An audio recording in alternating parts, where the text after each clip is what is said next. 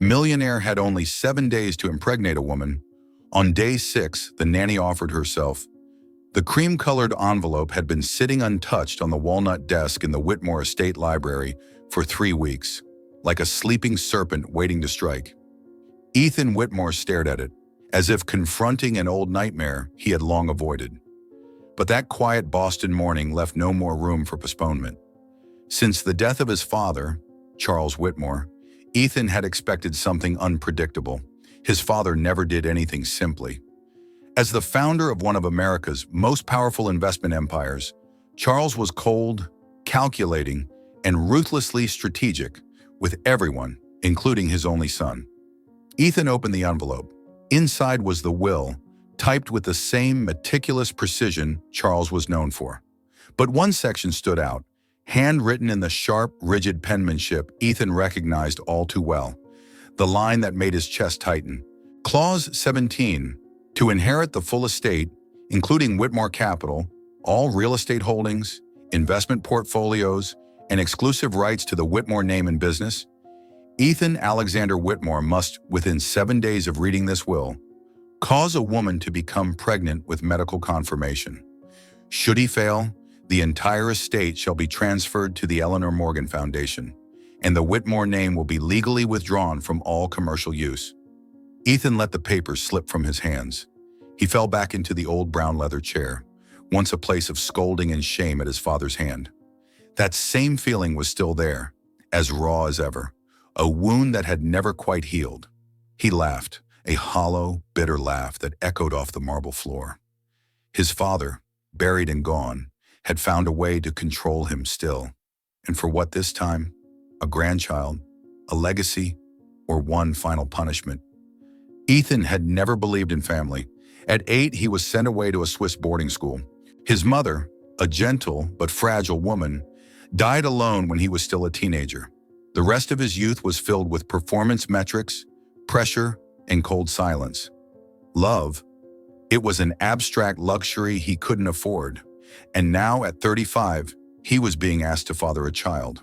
Not out of love, not out of desire to be a parent, but because of a will. He stood and poured himself a glass of 25-year-old whiskey. The burning amber slipped down his throat, but did nothing to dull the sting of humiliation. Ethan could walk away. He could let it all go. But that would mean surrendering everything his mother once sacrificed for, everything he had held together after years of calculated work. And more than that, he couldn't let the Whitmore name vanish into thin air. That night, he didn't sleep.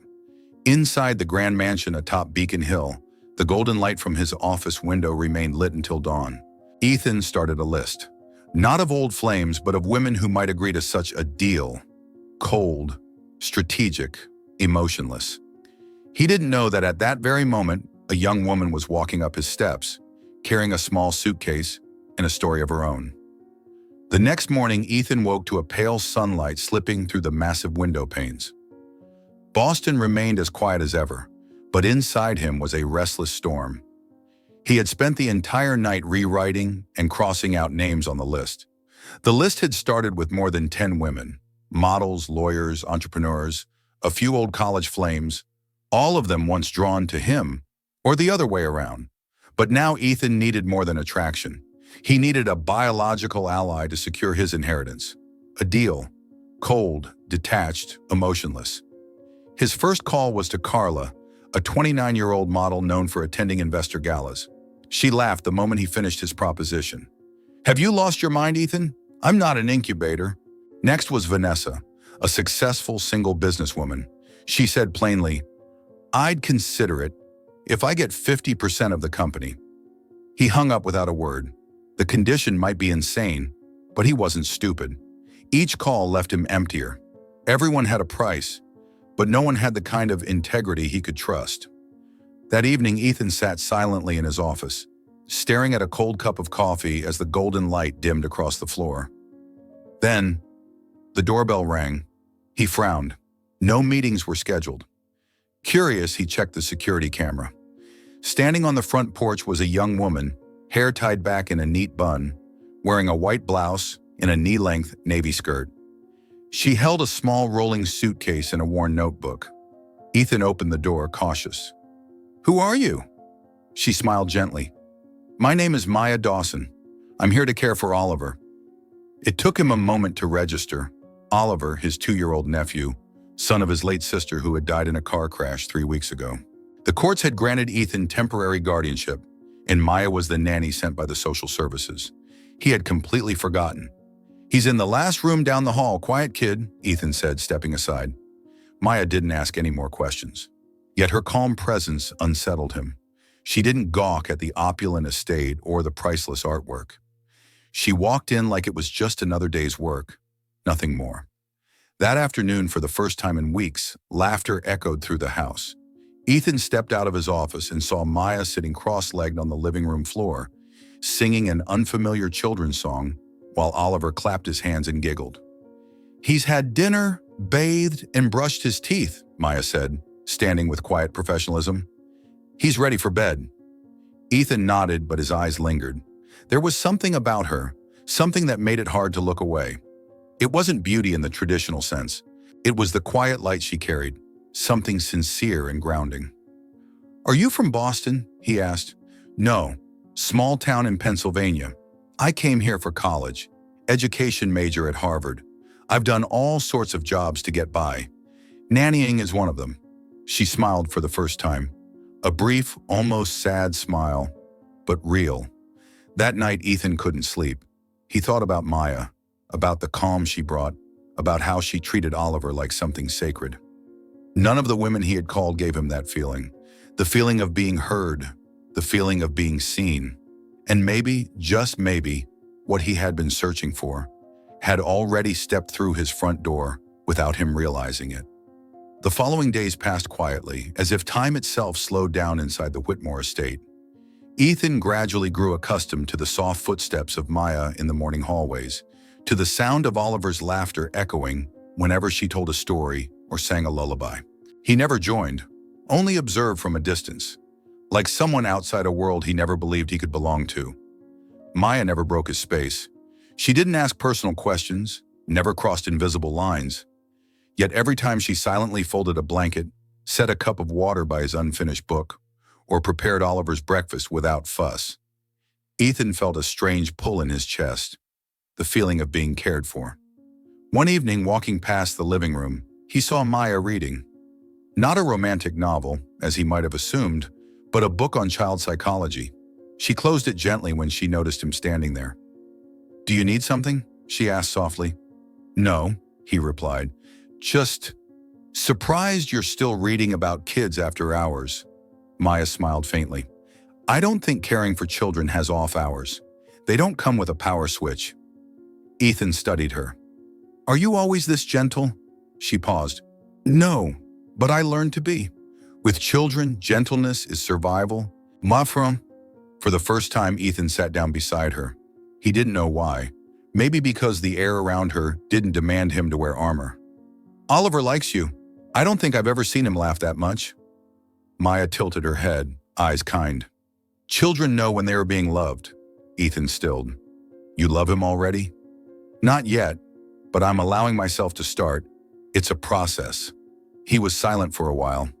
"Has anyone ever loved you like that?" She didn't answer right away. "My grandmother. She raised me after my mom left. Had Alzheimer's. I took care of her for 8 years. Later, I worked at the campus daycare to pay for school." Ethan flinched inwardly. At 10, he was complaining about food at a Swiss boarding school. At 18, attending Harvard fully funded. Maya had done everything alone. "You're stronger than I thought. Poor women don't get options. We survive or we disappear." He nodded, quiet. Suddenly, everything he once took for granted felt like luxury. The next morning, Maya prepared breakfast.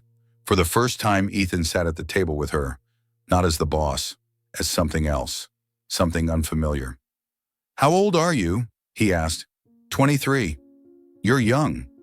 But I've lived long enough to tell who's pretending and who's real." Ethan looked at her. "And what am I?" Maya didn't turn. "I don't know yet, but I'm watching." Her answer made him smile. Not defensively, not sarcastically, just genuinely seen. That afternoon, while Maya played with Oliver in the backyard, Ethan stood by the second-floor window. Sunlight spilled across the lawn. Maya wore a simple beige cotton dress, bent down to hold the laughing toddler in her arms. The moment, so painfully ordinary, struck Ethan deep. Not because of the will, not because of the deadline, but because of Maya. And for the first time, he thought, if it were her, maybe having a child wouldn't feel like a mistake at all. 2 days later, Ethan stopped calling anyone on his list. Not because he had given up, but because he realized he was being drawn toward an option. That wasn't part of any original plan. At first, he tried to deny it, telling himself the feeling was just admiration for a woman who was independent, calm, and kind. But with each passing day, he realized he trusted Maya, and that was something he had never felt with any woman before. That evening, after Maya had put Oliver to sleep and returned with damp hair from a quick shower, Ethan was waiting in the hallway. "Can you sit with me for a moment?" he asked, his voice low and hesitant. Maya glanced at him, then nodded. She followed him into the library, where the golden lamplight glowed softly across the old shelves. Ethan poured 2 cups of tea, handing her one. "I'm not good at emotional conversations," he began, "but I need to say something. Even if it makes me sound insane." Maya set her cup down. "I'm listening." "Ada." Ethan took a breath, gripping the armrest of his chair. "My father's will has a clause. I have 7 days from the reading to get a woman pregnant. If I don't, everything, my company, the estate, even the Whitmore name, goes to someone else." Maya didn't react. She just waited, quietly. "I've tried. Exes, casual connections. None of them felt right. I can't imagine having a child with any of them." He looked straight at her. "I want to ask you to help me. Not for money, not out of duty, but because..." He paused, voice softening. "Because I trust you." Maya didn't answer immediately. She simply looked at him, deeply, not with judgment, but with understanding. "When you say help, you mean I would carry your child?" "Yes, but not like a cold transaction. I want to do this right, with full respect." The silence between them thickened. Finally, Maya spoke, soft but firm. "Do you realize you're turning the most sacred part of a woman's life into a business arrangement?" Ethan lowered his head. "I do. And I'm sorry. I don't want to pressure you. I just have no one else I trust." Maya held his gaze. "If I agree, I'll have conditions. Clear ones." "Anything," Ethan said without hesitation. "First," she sat up straighter, "I want a full medical exam to ensure I'm healthy enough to carry a child, for your peace of mind and mine. Of course, I'll take you to the best OB/GYN in Boston. Second, I want full transparency about your family's medical history, physical and mental. I won't risk carrying a child without knowing the full genetic picture." Ethan nodded, no resistance. "Third," Maya continued, "if I do get pregnant, you'll move into the room next to mine. We won't share a bed, but you'll be present for every appointment, every ultrasound, the delivery. I won't accept an absent father." Ethan hesitated briefly, then nodded slowly. "And lastly," she paused, "if I don't get pregnant or if something happens to the baby, you won't blame me. You won't fire me. You won't treat me like I failed." Ethan looked at her deeply. "I promise." "No, I need more than a promise. I need you to understand. I would be giving you the most sacred part of myself. And if you take that lightly, I'll walk away and never look back." Ethan felt something break open inside him. He knew then, this was no longer a deal. This was a contract between 2 people with dignity and equal footing. He extended his hand, not to shake, but to gently reach for hers. "We have an agreement, but not the old kind. This is a promise between 2 people who respect each other." Maya looked at him, then nodded. "Then tomorrow, I'll go to the doctor." Ethan nodded in return, and in that quiet moment, nothing more was said. But both of them knew. Their lives had already changed forever. The Whitmore estate on Beacon Hill fell into an unusual hush that night. No street sounds, no traffic, only the soft ticking of the antique library clock, where Maya and Ethan had last spoken before making their decision. After a light dinner, Maya went upstairs first. Ethan remained in the library, finishing his now cold tea. His hands trembled slightly, Not from fear, but from the unfamiliar weight in his chest. It wasn't tension, nor excitement. It was something else. Something reverent. When he knocked gently on the guest room door, Maya's temporary space, her voice came from inside, light as breath. "Come in." She wore a silk nightgown that reached her knees, simple and modest. Her hair was loose, eyes clear. Nothing about her was deliberately seductive, and yet, nothing needed to be. The calm in her presence was beauty enough to still his breath. He paused at the threshold as if still waiting for one final confirmation. Maya looked at him. "I'm okay and I'm ready, okay?" Ethan stepped inside and closed the door. No rush, no invitation. They simply looked at each other, for seconds that felt infinite. When he reached for her hand, Maya didn't pull away. Instead, she placed her other hand gently on his shoulder, a silent signal of consent. This wasn't a night of passion. It was a night of acceptance, of trust, of something far greater than desire. Every gesture was slow, careful, respectful. Ethan didn't push, didn't take. He looked into her eyes with every move, seeking permission, waiting for unspoken affirmation. Maya never imagined intimacy could feel so gentle. There was no urgency, no pressure, just two people stepping quietly across an invisible line together. When their bodies met, no words were exchanged, only breaths intertwined and gazes held in the dark. Afterward, they remained still. No one moved to leave. Ethan wrapped an arm around her, as if letting go would turn everything into a dream. Maya rested her head on his chest, listening to the steady, slow rhythm of his heartbeat. Real, present, steady. "Thank you for trusting me," Ethan whispered, voice raw. Maya didn't respond. She only held his arm tighter. In that small, quiet room, inside a city that never sleeps, they both found sleep at last. Deep, unbroken, for the first time in a very long time. The morning sunlight filtered gently through the sheer curtains, casting a soft glow over the bed, where they still lay in silence. Maya woke first, quietly shifting to sit up without disturbing Ethan. She looked at his face, so peaceful in sleep. For the first time, she saw a version of Ethan with no walls, no hardness, no pressure. Just a man, resting. She stepped into the bathroom to wash her face, but as she stood, a sudden cramp hit her lower abdomen. Before she could gather her thoughts, she felt warmth spreading downward. And when she looked down, there was blood. Ethan jolted awake to Maya's panicked voice. One glance at her trembling hands covered in red, and he rushed to lift her into his arms, running down the steps of the mansion without hesitation. No time to wait for a driver, he hailed a taxi right off the street, repeating over and over, "Hold on, I'm here." Massachusetts General Hospital admitted Maya immediately. Ethan paced outside the ER, hands clenched, unable to sit still. Memories flooded back. His mother had bled when pregnant with his sister, and neither she nor the baby survived. He couldn't bear losing another woman in his life. After nearly an hour, a doctor finally stepped out. Ethan rushed over. "She's stable," the doctor said. "It's light bleeding. Could be hormonal or stress-related. We've done initial tests. In the next few days, we should know if she's pregnant." Ethan exhaled, like it was the first breath he had taken in hours. He entered the room to find Maya lying still, eyes barely open. When she heard him, she smiled faintly. "I'm sorry," she whispered. Ethan sat beside her, gripping her hand. "No, I'm the one who should be sorry." She was quiet for a moment, then said, "There's something I need to tell you, and I'm not sure you'll take it well." Ethan nodded. "Go ahead." Maya looked straight into his eyes, her voice raspy. "You once asked why I chose Boston, why Harvard, why I work as a nanny when I could have done more." "I remember," he said. "The truth is, I didn't choose Boston for school. I chose it for someone. My mother once lived here.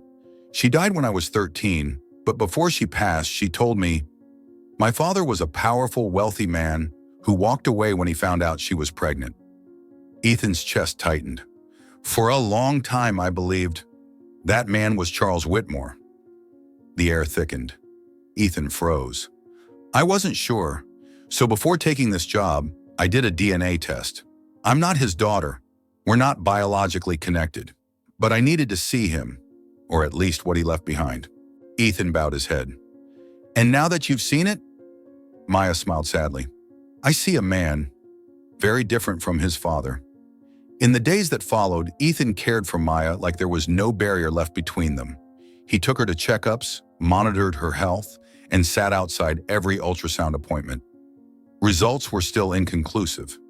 Maya might be pregnant, but blood confirmation would take 5 to 7 more days. The will's countdown continued. Ethan never brought it up.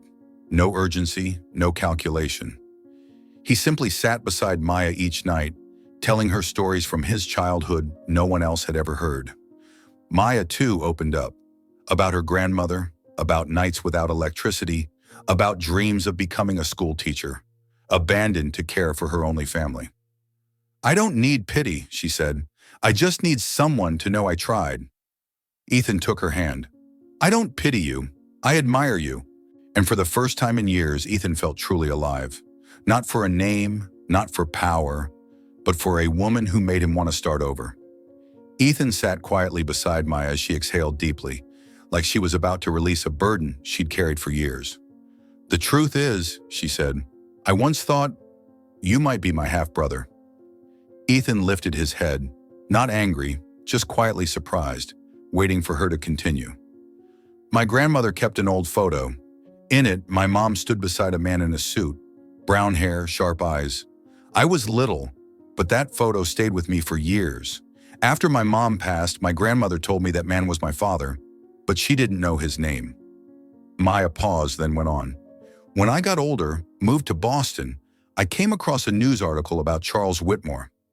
The photo looked exactly like the man in that picture. Ethan gently squeezed her fingers, not to interrupt, but to let her know she could keep going. I wasn't certain, but I couldn't shake the thought. I started digging quietly. When I found out the Whitmore family was looking for someone to care for Oliver, I applied. And before I even showed up for the interview, I secretly sent in a DNA test.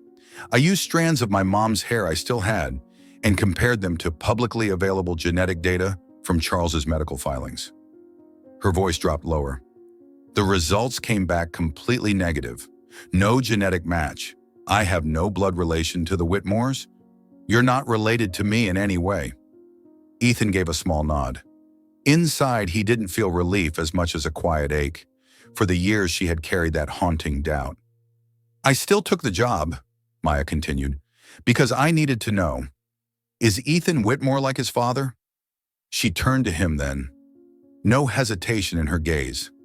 Now I know, she said softly. You're nothing like him. Not even close. Ethan swallowed hard. It felt like someone had just handed him a kind of innocence he didn't know he'd been searching for. And in that moment, Maya also realized what had brought her into Ethan's life wasn't about verifying the past anymore. It was because she had started to believe in a future. In the days that followed, while waiting for Maya's blood test results, Ethan spent most of his time by her side. Not as the heir or the pressured executive, but as a man learning how to care, to listen, and to trust. Everything seemed to be quietly shifting, as if the past had finally been laid to rest, and the future was gently opening up to them. But life has a way of testing you, just when peace begins to take root. 3 days before the inheritance deadline, Ethan received a call from the past. Fiona Lancaster, his ex-girlfriend of 2 years, reappeared with a statement that knocked the wind out of him. Ethan, I'm pregnant, and it's yours, she said casually, as if discussing the weather. He froze. They hadn't been intimate in over 6 months. Then a memory surfaced. One drunken night at a fundraiser nearly a month ago. They had both drunk too much, and he woke up alone, with no recollection after the 5th glass of scotch. You're sure? He asked, trying to remain calm. Absolutely, Fiona replied. I took a test, and if you're smart, you'll make this public. Behind Fiona stood Gregory Morgan, a high-profile attorney and the only son of Eleanor Morgan, the woman who would inherit everything if Ethan failed. Gregory had once been Ethan's quiet rival at Harvard Law. Now he was playing chess with real lives, using legal loopholes and a picture-perfect story. Fiona arrived at the Whitmore estate with Gregory, presenting pregnancy documentation and a request to be recognized in the official will. Ethan felt cornered. The medical proof looked legitimate. Fiona played the part of a pregnant woman fighting for her child's legacy. And worse, Gregory added, "If you reject this, we'll go public." No one wants this scandal in the headlines, do they? Ethan was lost, but Maya wasn't. Maya was quiet, and perhaps that's why she noticed what others didn't. The moment Fiona stepped into the estate, Maya sensed something was off. Flat stomach, heavy makeup, strong perfume, and sky-high stilettos. Not exactly maternity wear. But Maya said nothing. She just watched closely. That night, while Ethan was still overwhelmed by the documents Fiona and Gregory brought, Maya quietly opened her laptop and began searching. She keyed in Fiona's lesser-known details on social platforms. Soon enough, she found a secondary Instagram account, rarely tagged, but recently updated. There, Fiona was a different person. Drinks, parties, bar selfies. And one photo stood out, taken just 2 weeks prior. A martini in hand, red lips, captioned, "Cheers to freedom." No diapers in sight. Maya saved the post. Then she revisited the ultrasound image Fiona had shown earlier. Something about the blurred edge seemed off. She uploaded it to a reverse image tool and confirmed her suspicion. It was altered from a stock template on a medical advice site in Atlanta. She printed everything, but even with visual evidence, lies could be denied. Maya needed something undeniable, their own voices. The next morning, Fiona and Gregory arranged another private discussion with Ethan at the estate. Maya anticipated it. Before they arrived, she discreetly placed a tiny recorder under the coffee table, disguised as a charging plug. She didn't stay in the room. She only needed one thing, the truth. 23 minutes later, they walked out, expressionless. Ethan looked drained.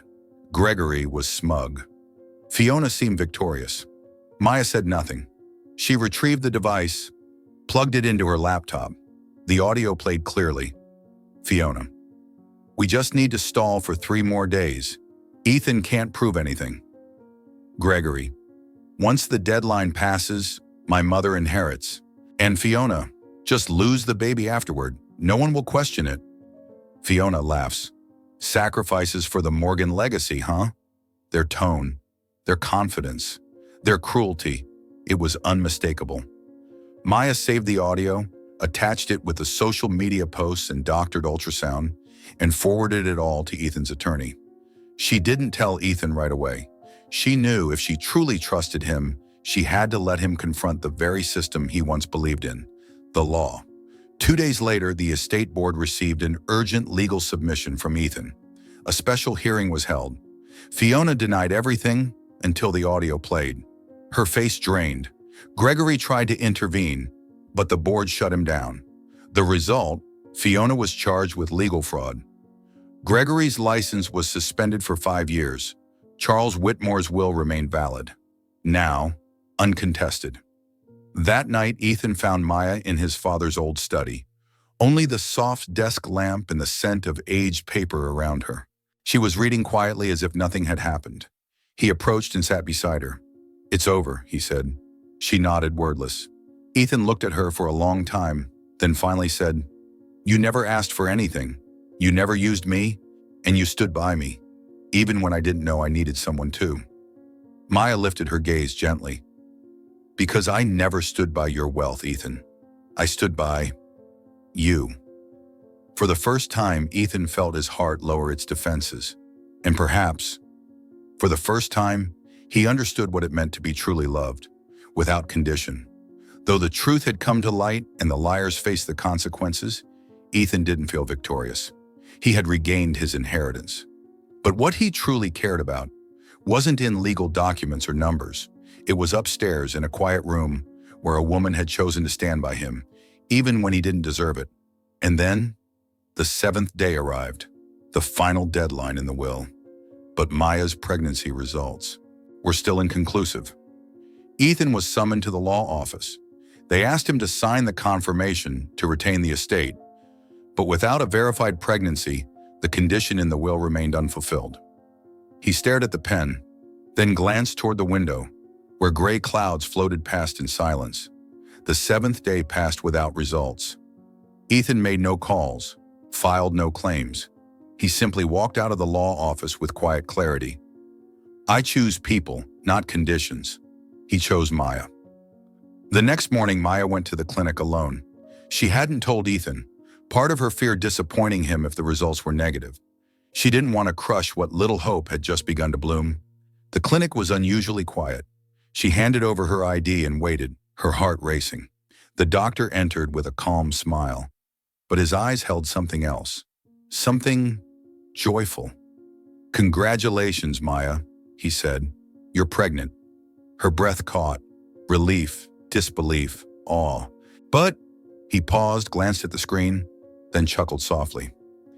"It's not one baby. It's two, a boy and a girl. You're having twins." For a moment, Maya couldn't speak. Her eyes widened. Her hands trembled as she accepted the first ultrasound image. Two flickering dots, two heartbeats, an unexpected turn of fate. No lies, no strategies. Life had given them something they never dared to plan for. Ethan was reorganizing the library when the phone rang. It was Maya. Her voice was calm, but something in it made his pulse spike. "Come to the hospital," she said. "I want you to hear this in person." He rushed over. When he entered the room, Maya sat holding a folder, her eyes glistening, half tears, half joy. "What happened?" he asked, nervous. She didn't answer, just handed him the ultrasound. He took it, ready to say something, anything. But then his eyes landed on the top right corner. Two sacs, two heartbeats. He froze. "This is..."